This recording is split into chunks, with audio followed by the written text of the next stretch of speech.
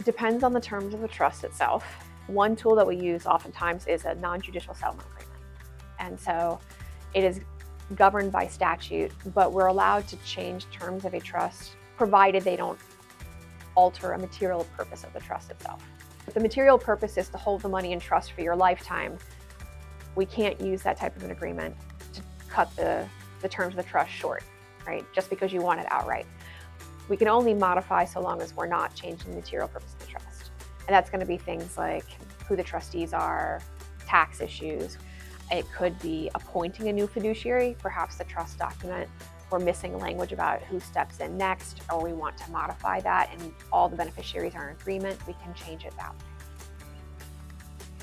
If you have created a revocable living trust and you have funded it with all of your assets or routed assets there by beneficiary designation, and over time you've depleted those assets because you've lived longer than you anticipated, or your care needs have increased, or just costs in general have gone up, it can become uneconomical for someone else to take over and manage that trust. But when you pass away or you become incapacitated, your trustee is going to use those assets for your benefit.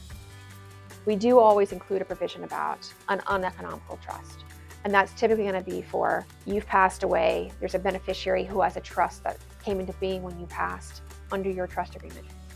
At some point, it becomes uneconomical to keep that trust in place because the cost of administration. So your trustee is getting paid, they're paying an accountant to file annual income tax returns for the trust. We may be making distributions to the beneficiary or using the funds, and we've depleted it so much that to keep it going, it's going to be so much more expensive than to just terminate. I would say it's very much a judgment call on the trustee's end. It's a special needs trust. We're going to want to keep that thing going until we've gotten it pretty low, because typically we can't give that money to that beneficiary when we close it down.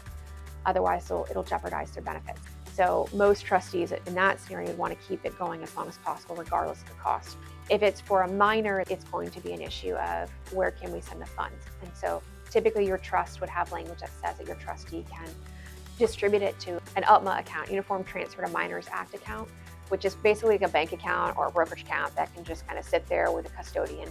When the child turns 21, they can then receive that money outright. So you're cutting out like the trustee's fees, you're cutting out the accountant fees, you're cutting out some of these other things that may have made the cost go up initially.